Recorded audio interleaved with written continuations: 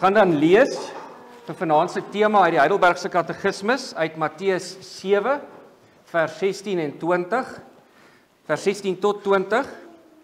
Ons gaan deur die prediking dan ook verwys na Romeine 8 vers 29, maar ons sal net lees Matteus 7 vers 16 tot 20. En dan kan ons ook blaai na Sondag 32 wat ons later na sal verwys.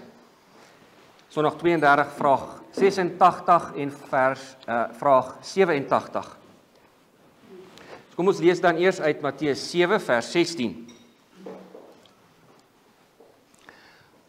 Aan hulle vrugte sal julle hulle ken. 'n Mens pluk tog nie druiwe van dorings of vye van distels nie. So dra elke goeie boom goeie vrugte, maar 'n slegte boom dra slegte vrugte. 'n Goeie boom kan geen slegte vrugte dra nie, en 'n slegte boom ook geen goeie vrugte nie. Elke boom wat nie goeie vrugte dra nie, word uitgekap en in die vuur gegooi. So sal julle hulle dan aan hul vrugte ken. So die tema vir vanaand se boodskap is gelykvormig aan die beeld van Jesus. En soos ons hier gelees het, goeie bome bring goeie vrugte voort. As jy lemoene wil pluk, dan moet jy seker maak, jy plant 'n lemoenboom. As jy druiwe wil hê, moet dit nie gaan soek by 'n doringboom nie. Die Here Jesus redeneer hier in Matteus 7 uit sy eie skepping uit. Want tot in sy skepping is daar hierdie algemene openbaring, hierdie morele beginsel in die skepping ingebou waaruit hy leer.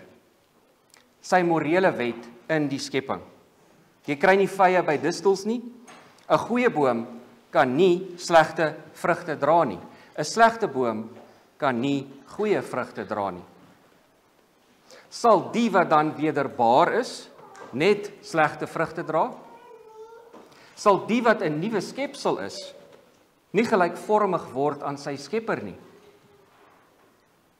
Soos vraag in antwoord 87 aandui, hoe kan mense dink hulle boom is goed as hulle aanhou volhard in goddelose, ondankbare en 'n onbekeerde lewe? Aan die een kant verklaar die Here die gelowige regverdig, maar ook maak hy ons nuwe skepsels. En dis wat ons lees in Titus 2.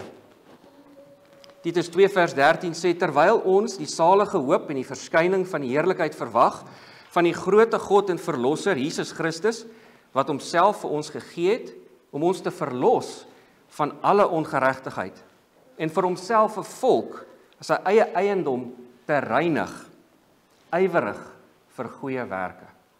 Ywerig vir goeie werke. Hy verlos ons, hy reinig ons met die doel van goeie werke. So, kom ons lees vraag 86 dan. Vraag 86. Waarom moet ons nog goeie werke doen, terwyl ons tog sonder enige verdienste van ons kant alleen uit genade deur Christus uit ons ellende verlos is? Hoekom moet ons goeie werke doen? Hierdie moed is 'n noodwendige moed. Hoekom moet of sal ons goeie werke doen? Hoekom is dit noodwendig dat die gelowige goeie werke sal doen? Maar as ons werke dan niks verdien nie, hoekom sal ons dit doen? Dis wat ons wil verstaan. En ons kan die onderwerp dan in 3 dele in verdeel en behandel. Nommer 1, die onderskeid tussen regverdigmaking en heiligmaking. Die onderskeid tussen regverdigmaking en heiligmaking. Nommer 2, ons sal goeie werke doen omdat Christus deur sy Gees ons na sy ewebeeld vernuwe. Christus is besig om ons te vernuwe na sy ewebeeld. En nommer 3, dit het 'n viervoudige uitwerking. 'n Doel, 'n viervoudige uitwerking. So So dan eerste, wat is die onderskeid tussen regverdigmaking en heiligmaking? Want in hierdie deel van die Heidelbergse Katekismes gaan dit oor heiligmaking. Heiligmaking is die groei in godsaligheid, om meer soos God te word. Dit is die werk van God, heiligmaking is die werk van God. Ons kan onsself nie heilig maak nie, maar dis iets wat hy in ons werk. So wat is die verskil tussen regverdigmaking en heiligmaking? Want dit is regtig belangrik om dit te verstaan. En ek kan dit verduidelik aan die hand van Westminster Langer Katekismes, vraag 77, wat die vraag aanspreek en sê, waarin verskil regverdigmaking en heiligmaking? Hier is die antwoord. Al is heiligmaking onlosmaaklik verbonde aan regverdigmaking, verskil hulle daarin dat God by regverdigmaking die geregtigheid van Christus toereken. By heiligmaking infuseer sy Gees genade in en bekwam tot die daaropvolgende oefening daarvan. By die eerste, dit is regverdigmaking, word sonde vergewe. By die ander, dit is heiligmaking, word dit ondergeskik gemaak. Regverdigmaking bevry alle gelowiges gelykwaardig van die strafbare toorn. Almal gelyk, heeltemal weg. En dit heeltemal volmaak in hierdie lewe, sodat hulle nooit in veroordeling val nie. Maar in die ander, in heiligmaking, is nie alle gevalle gelyk nie. Met ander woorde, nie almal bereik dieselfde heiligmaking nie. En ook nie is dit in hierdie lewe in enige een volmaak nie. Maar dit groei op na volmaaktheid. So daar's 'n verskil tussen regverdigmaking en heiligmaking. Regverdigmaking is hierdie verklaring buite my, waar wedergeboorte en heiligmaking iets binne my is. Dit wat binne my gebeur, is nie die basis van my aanvaarding nie. Dit is belangrik om te verstaan. In regverdigmaking pomp hy jou nie vol heiligheid, en omdat hy jou beter gemaak het, sê hy, nou is jy regverdig nie. Dit gebeur in heiligmaking. Heiligmaking is die proses. Regverdigmaking is buite my. Regverdigmaking en wedergeboorte kan nie van mekaar losgemaak word nie, maar dit kan en dit moet onderskei word. In Christus is ons regverdig verklaar, maar hy maak jou ook 'n nuwe mens. En dit laat ons 'n nuwe lewe lei. Daar is dus geen sprake van onverskilligheid nie. Die werke vloei dus uit die geloof uit, en dit vloei noodwendig uit. Dit moet, dit sal, dit kan nie anders nie. Want 'n nuwe boom dra nuwe vrugte. 'n Goeie boom dra goeie vrugte. Dit bring ons dan by punt 2. Omdat Christus deur sy Gees ons na sy ewe beeld vernuwe, sal ons hoe langer hoe meer goeie werke doen. God is besig met herskepping. En deur sy Gees vernuwe hy die gelowige tot sy ewe beeld. Net soos wat kinders die trekke van hulle ouers het, en jy kan sê, ek kan sien hierdie kind lyk soos sy pa, of lyk soos sy ma, net so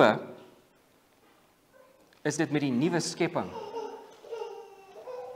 Ons lees in 2 Korintiërs 3 vers 18, en terwyl ons almal met onbedekte gesig, soos in 'n spieël die heerlikheid van die Here aanskou, word ons van gedaante verander na dieselfde beeld, van heerlikheid tot heerlikheid, as deur die Here wat die Gees is.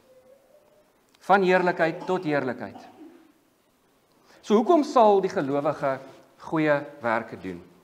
En vir duidelikheid wil ek dit eers in die negatiewe antwoord.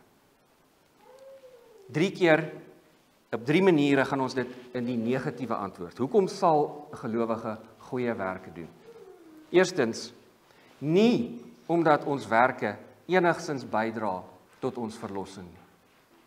Dis nie hoekom ons sal goeie werke doen nie.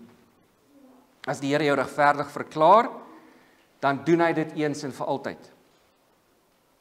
Jy is nie op parool nie. Beteken nie soos in parool dat jy nou uit is en nou as jy jou goed gedra na jou vergifnis vir die res van jou lewe, dan sal jy gered word. Nee, as hy jou regverdig verklaar, dan doen hy dit eens en vir altyd. Jy is nie op parool nie. Nee, Christus se verdienste is die enigste grond. Christus se lewe in jou plek, sy wetsonderhouding, sy sterwe, dit is die enigste verdienende oorsaak. Dis hoekom ons moet verstaan, die noodwendige gevolg van jou verlossing is goeie werke. Maar die noodwendige gevolg van jou verlossing is nie die grond van jou verlossing. Die noodwendige gevolg van jou verlossing is nie die grond van jou verlossing nie. Goeie werke word totaal en al uitgesluit in regverdigmaking. Maar dit is die noodwendige gevolg van jou heiligmaking. En ons moet dit verstaan, want die katekismes beskerm dit in hierdie vraag. In die eerste vraag sê dit, hoekom sal ons dit dan doen as ons juis sonder enige verdienste van ons kant af net deur genade in Christus verlos is? Regverdigmaking is hierdie wetlike verklaring aangaande 'n mens, maar dit verander nie iets in jou nie. Dit is 'n Romeinse siening om te sê, die Here maak jou regverdig, en dan verklaar hy jou regverdig. Dit is nie wat die Bybel ons leer nie. En ons moet terugdink en onthou, wat die katekismes ons vroeër geleer het, wanneer dit gepraat het oor ons verlossing en ons regverdigmaking, dan sê dit, sonder enige verdienste van my kant, in Sondag 23.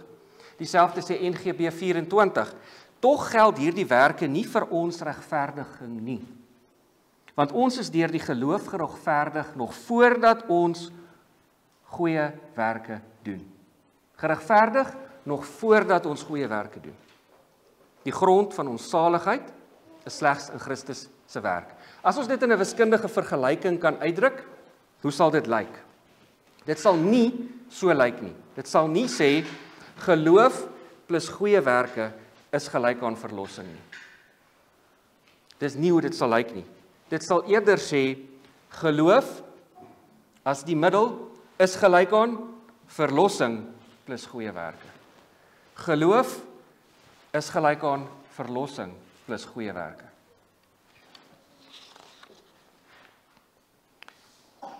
Tweedens, doen ons nie goeie werke omdat geloof self 'n goeie werk is nie.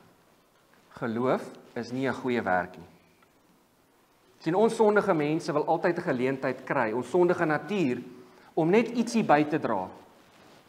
Ons wil nie aanvaar as ons so sleg soos God sê ons is nie. Maar ons moet weer terugdink aan die katekismes se Sondag 24, wat sê, nie dat ek op grond van die waarde van my geloof vir God aanneemlik is nie.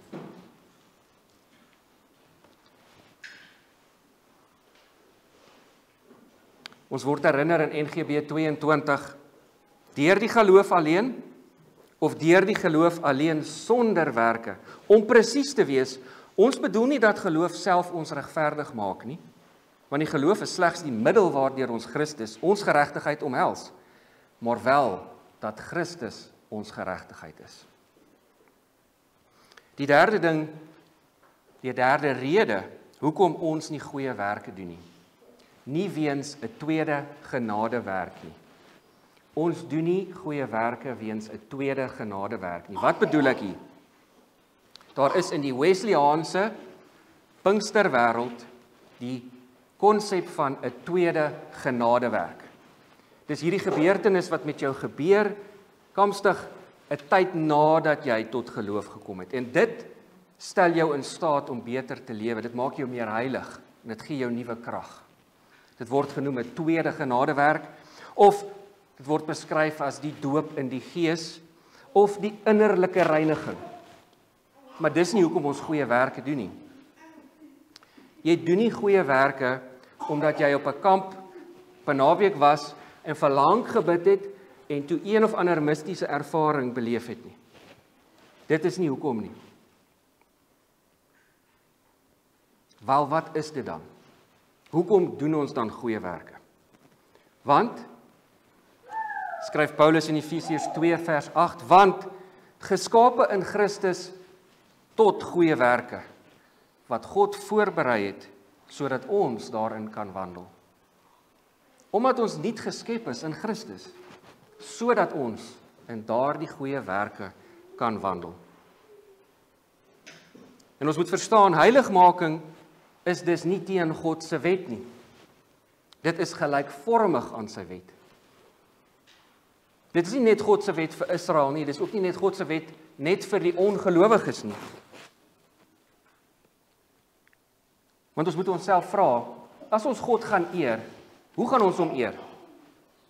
Ons gaan hom net eer deur gelykvormig te word aan sy wet. Goeie werke moet volgens die definisie van God wees wat goed is, soos ons leer in die volgende Sondag. En ons kan God nie eer as ons nie na sy beeld verander word nie. En wat is die wet? Die wet is die verklaring, die uitbeelding van God se eie morele aard, sy eie morele karakter en die morele natuur wat hy in die skepping ingebou het, hoe hy geskaap het, hoe hy dinge georden het. Dit is die wet. So ons is in Christus geskape tot goeie werke. En as ons Christus aanskou, dan aanskou ons God in sy perfektheid, maar met die mensheid natuurlik verenig.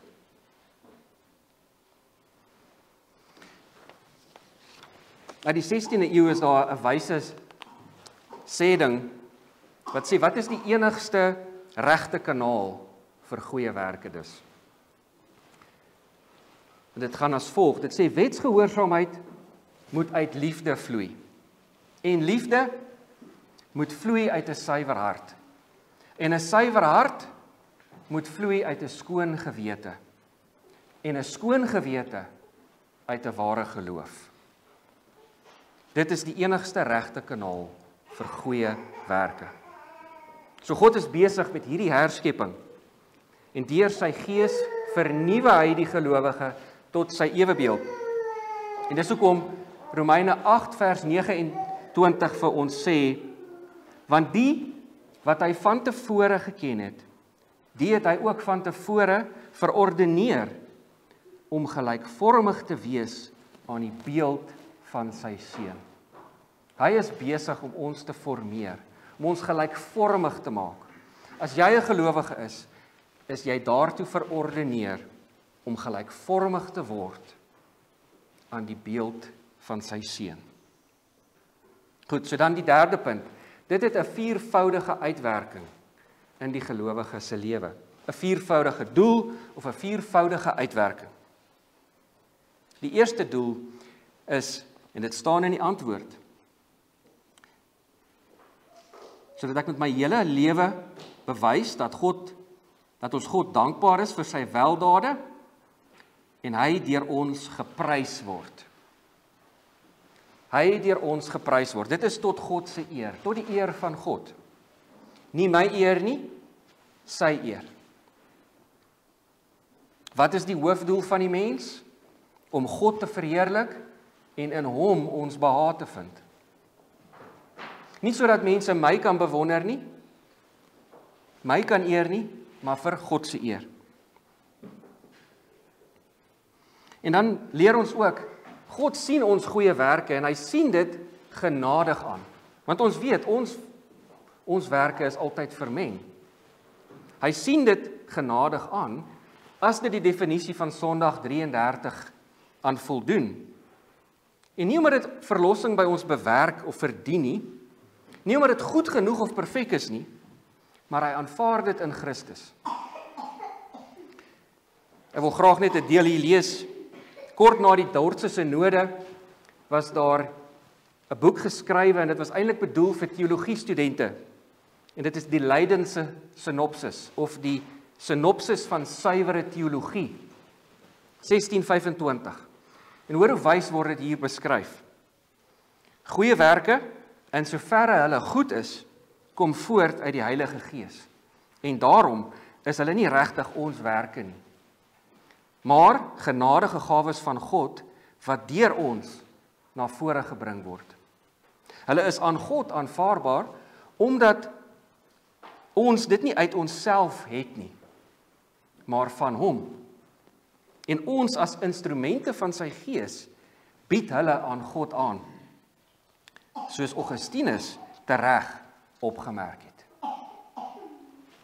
Goed, God gee dus genade op genade.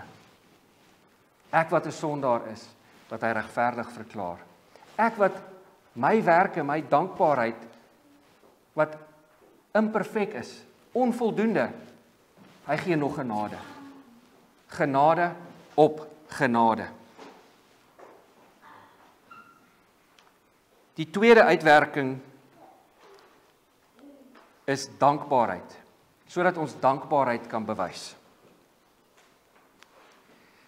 Ons lees in Romeine 12 dat ons nie geformeer moet word volgens hierdie wêreld nie, dat ons nie moet lyk soos hierdie wêreld nie, maar dat ons onsself as 'n offer moet gee, en dit is ons redelike godsdiens. Dit is ons redelike godsdiens. Dit is nie iets wat uit dwang kom nie. Hierdie Romeine 12 moet ons onthou, Paulus is deur die Gees baie wys. Hy het 11 hoofstukke spandeer voor hy by die praktiese dinge uitkom. Hy het eers 'n vaste fondament gelê. Hy het eers verduidelik, hoe werk die evangelie? Wat is die evangelie? Wat is genade? Wat die Here Jesus gedoen het, en nou kom hy by die praktiese uit. En hy dreig ons nie met vrees nie.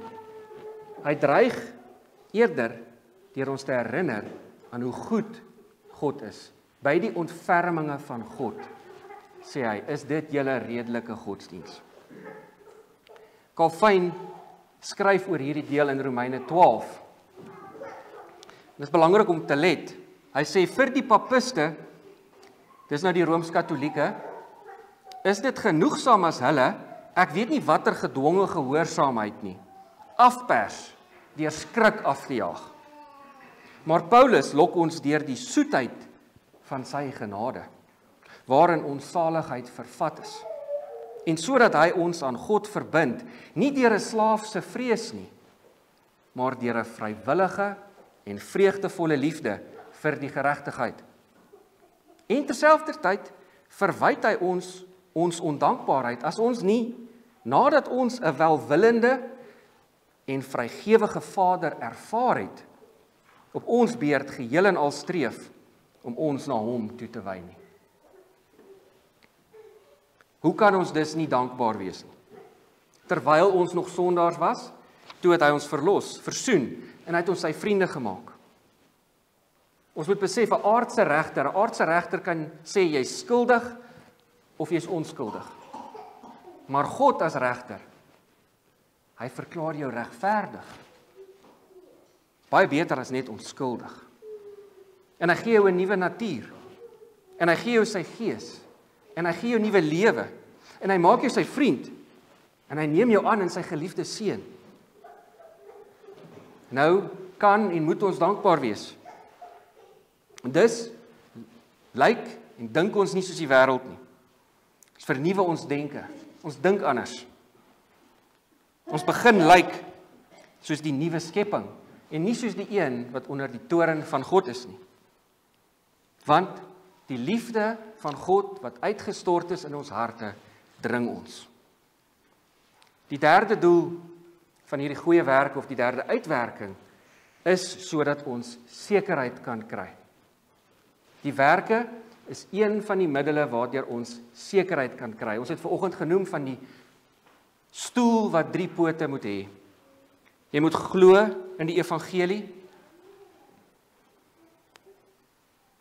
Jy moet weet dat die Gees saam met jou gees getuig dat jy 'n kind van God is. En dan moet jy 'n verskil sien in jou lewe. Maar al 3 pote gee sekerheid, nie net een nie. Maar hierdie is een van die pote en dit is die vrugte van ons geloof.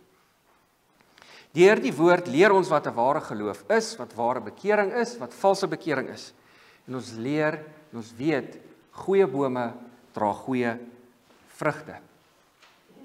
En dis hoekom die Skotse Covenanter William Guthrie kon sê, die evangelie verander ons siel en ons liggaam. Hoe verander dit ons liggaam? Dit verander my oë, die dinge waarna ek kyk, die goed wat ek lees. Dit verander my ore, die goed wat ek na luister.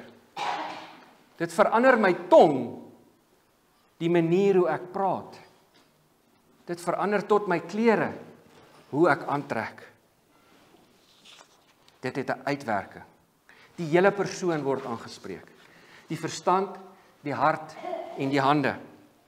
Die innerlike en van die innerlike na die uiterlike. En dis kan ons nie aanhou om sonde te doen dat dit ons nie pla nie. Ons kan nie 'n lewe lei en volhard in sonde nie. En ons moet weet, uiterlik kan ons maklik gedrag aanleer, maar die Here kyk in die hart. Op papier kan ons alles reg laat lyk, reg laat klink, maar die Here kyk in die hart. Ons kan reg praat, ons kan reg groet, ons kan reg glimlag, maar die Here kyk na die hart. En dis nie dat hierdie goed net moets en moenies is nie. Dis soos die dame wat by Spurgeon gekom het en sy het gesê, ek het julle gehoor preek, julle gelowiges, julle Christene, maar julle lewe lyk nie vir my lekker nie, want daar is soveel goed wat julle nie doen nie en wat julle sê mens mag nie doen nie.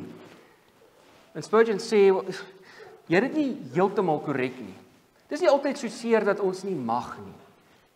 Dis eintlik dat ons nie meer wil nie. Is jou wil verander? Of lyk jy net reg aan die buitekant? Is jou wil verander? As hy is, dit is God wat in jou werk. Beide, om te wil, sowel as om te werk. En dis hoekom ons dan lees verder oor hierdie merktekens in 1 Johannes 2 vers 3. Hieraan weet ons dat ons hom ken. Hoe weet ons dat ons hom ken? As ons sy gebooie bewaar. Al 10 gebooie. As ons sy gebooie bewaar. 'n liefde vir sy woord, 'n liefde vir sy liggaam, 'n liefde vir die kerk. Liefde vir sy gebooie, liefde vir woordverkondiging. Liefde vir die samekomste van die gelowiges.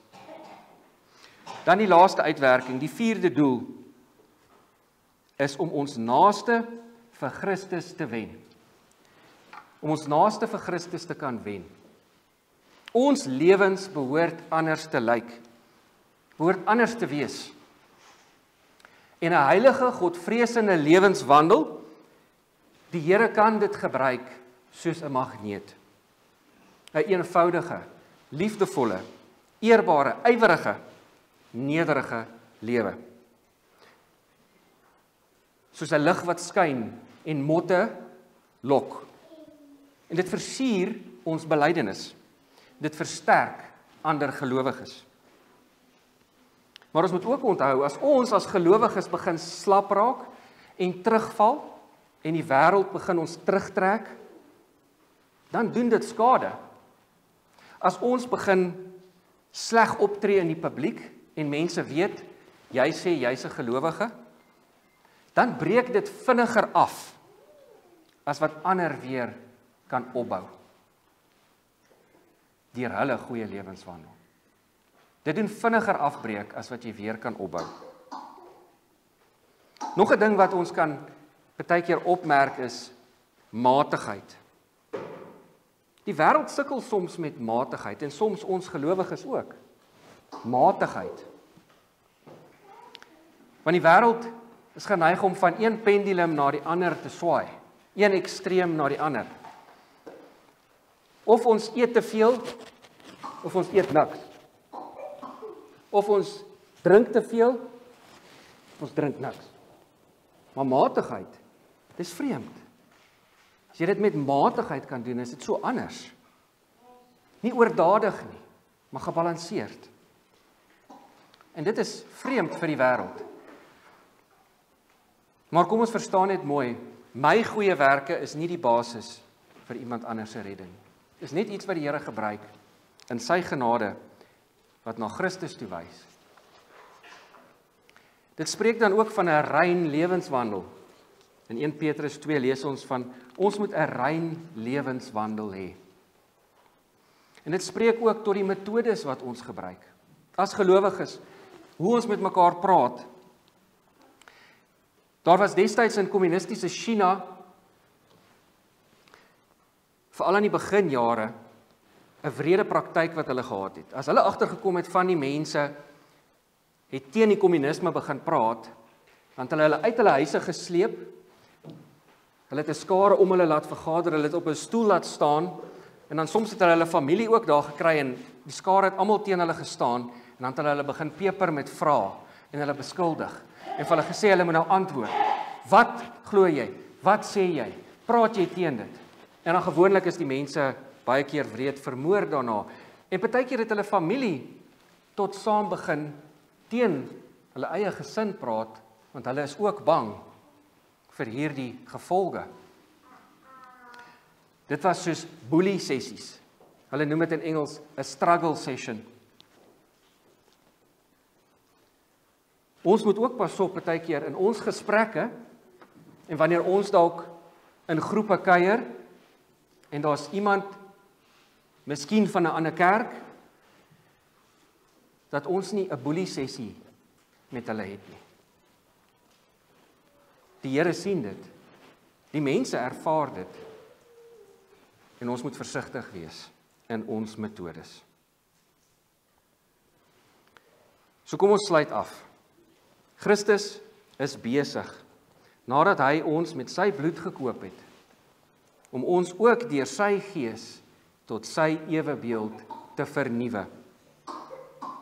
Want die wat hy van tevore geken het, die het hy ook van tevore verordeneer om gelykvormig te wees aan die beeld van sy seun.